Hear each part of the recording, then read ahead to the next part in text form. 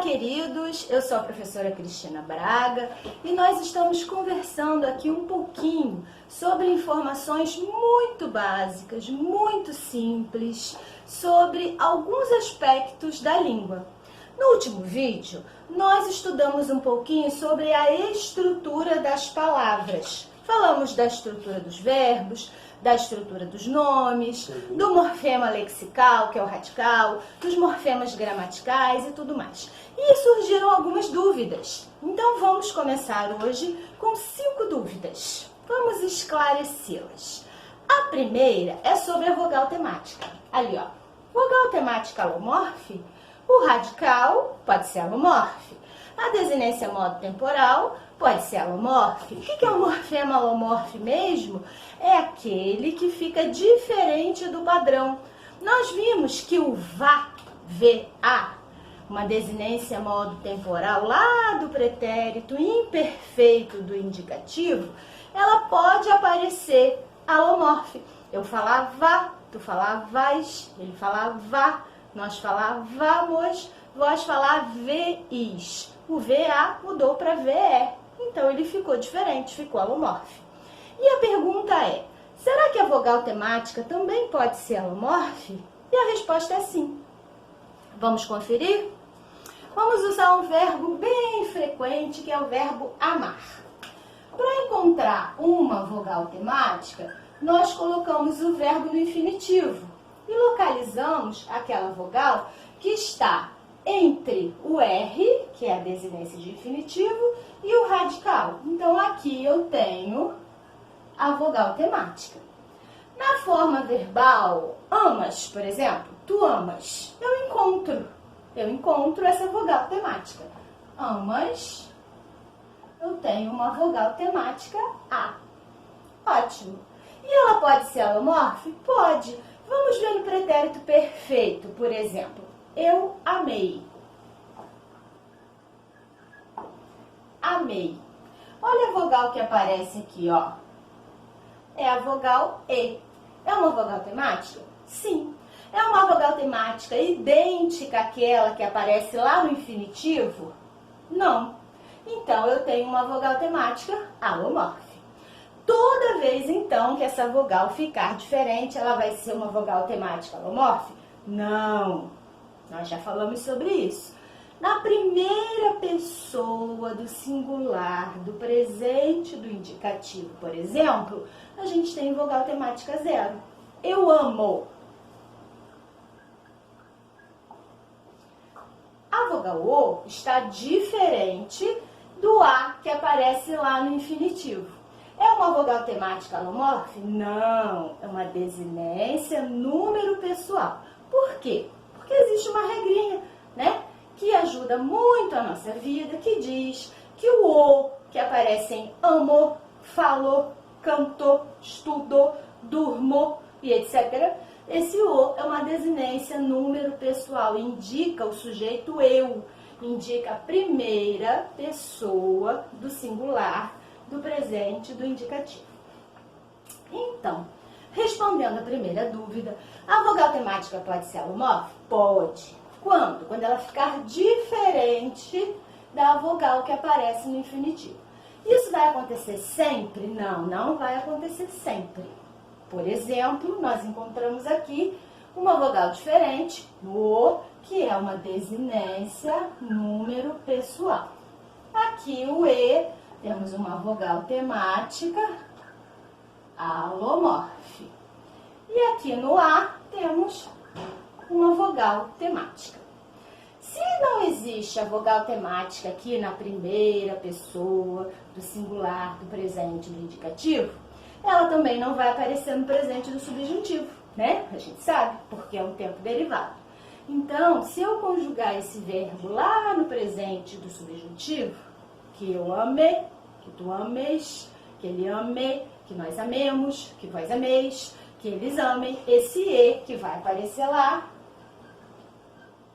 amemos, por exemplo, esse E não vai ser uma vogal temática, vai ser uma desinência modo temporal, que indica pra gente presente do subjuntivo, certo? Vamos à segunda dúvida? A segunda dúvida foi sobre vocábulos cognatos. Afinal de contas, o que são vocábulos cognatos?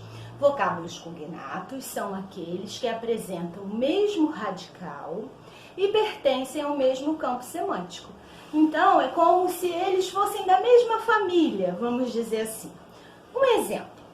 Acompanhe aqui comigo. Terra, terrinha, terreiro, terror. Será que todas essas palavras são vocábulos cognatos? Vamos ver se elas têm o mesmo radical? Então, nós encontramos aqui, ó, o mesmo radical. Apressadamente, alguém já pode dizer que se trata de vocábulos cognatos, mas não é verdade. Vamos olhar com atenção? Precisam ter o mesmo radical e pertencer ao mesmo campo semântico. Então, terrinha e terreiro, sim, nós podemos dizer que pertencem ao mesmo campo semântico de terra. São palavras derivadas de terra.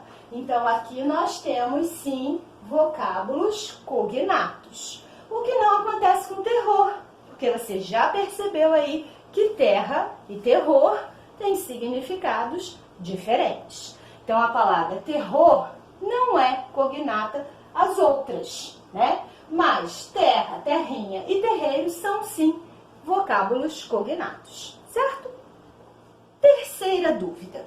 Estudando, eu encontrei, além do radical, da desinência, da vogal, eu encontrei consoante de ligação. O que é isso, Cristina? Vogal de ligação, o que é isso? Também é um morfema?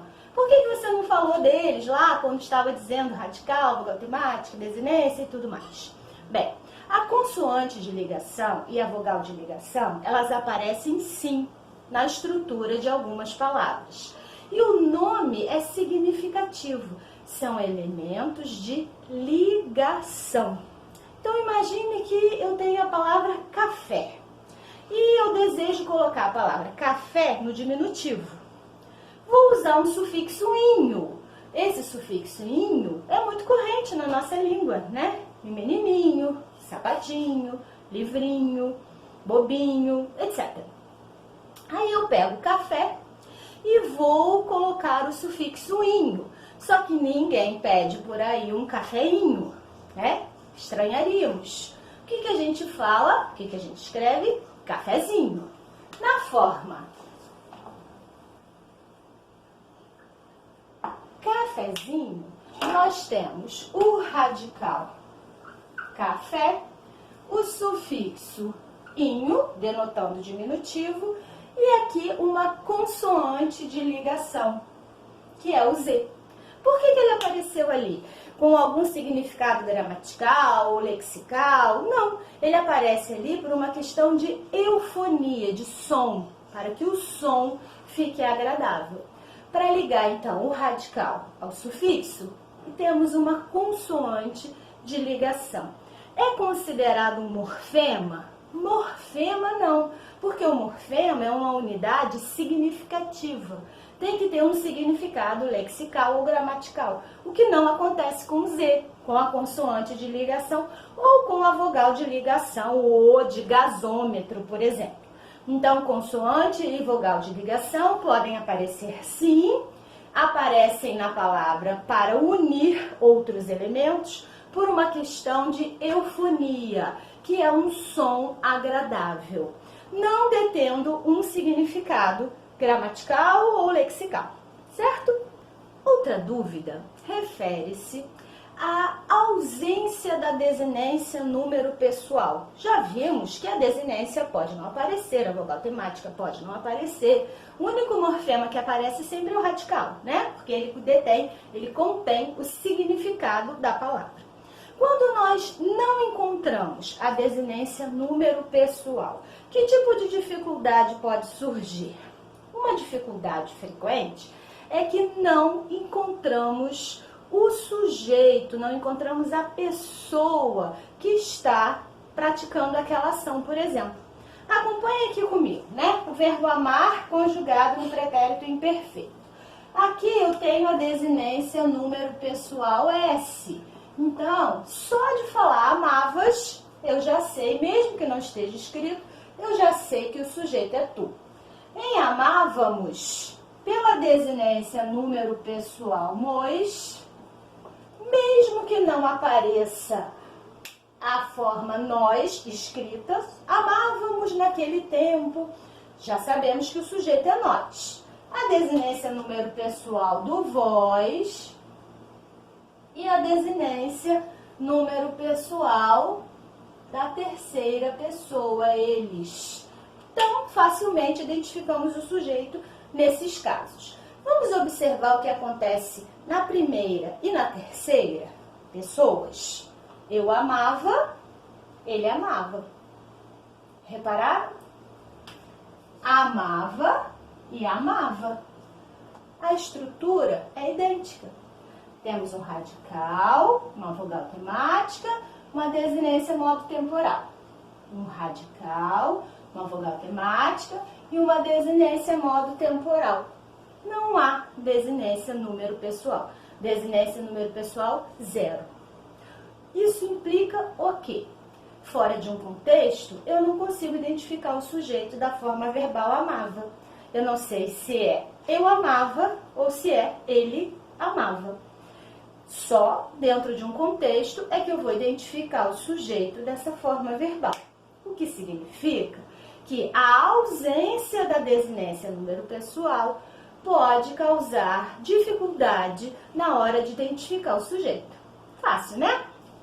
A última dúvida é muito simples. Qual é a diferença na prática? De maneira fácil. Como é que eu vou saber a diferença entre desinência modo temporal e desinência número pessoal? De maneira prática, eu vou pensar o seguinte. Desinência modo temporal indica modo e tempo. Desinência número pessoal indica número e pessoa. Não é isso? Então, na hora de conjugar um verbo, se essa desinência ela se repete durante a conjugação, é porque ela está indicando tempo e modo. Se ela só aparece no eu, ou se ela só aparece no tu, ou se ela só aparece no vós, é porque ela está indicando número e pessoa. Então, ela dá uma desinência número pessoal.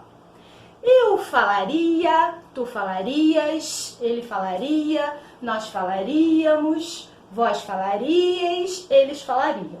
O que é que está se repetindo? Desinência iria. Falaria, falarias, falaria e assim por diante. Então, essa que se repete é a desinência modo temporal. E o mos, por exemplo, que só aparece no nós. Nós falaríamos. Se só aparece em uma pessoa, é porque é uma desinência número pessoal. Viu como é fácil? Um brinde. Uma outra dúvida que surgiu. O que são vocábulos atemáticos? Muito simples. Vocábulos atemáticos são aqueles que não apresentam vogal temática. Encontramos isso, essa denominação, muito frequentemente nos nomes. Por exemplo, aquela palavra que a gente falou agorinha, café. Café. Qual é o radical de café? Café. A última vogal que apareceu aqui não é uma vogal temática. Qual é o radical de flor? Radical de flor? Flor. Vogal temática? Não temos. Qual é o radical de azul? Radical de azul? Azul. Vogal temática? Não temos. Qual é o radical de cipó? Radical de cipó é cipó. Vogal temática? Não temos. São vocábulos atemáticos. Encontramos facilmente quando a última vogal é tônica, aí a vogal temática não aparece, e quando o nome termina em consoante. Então, estamos diante de vocábulos atemáticos. Tá bom? Um beijo e até a próxima.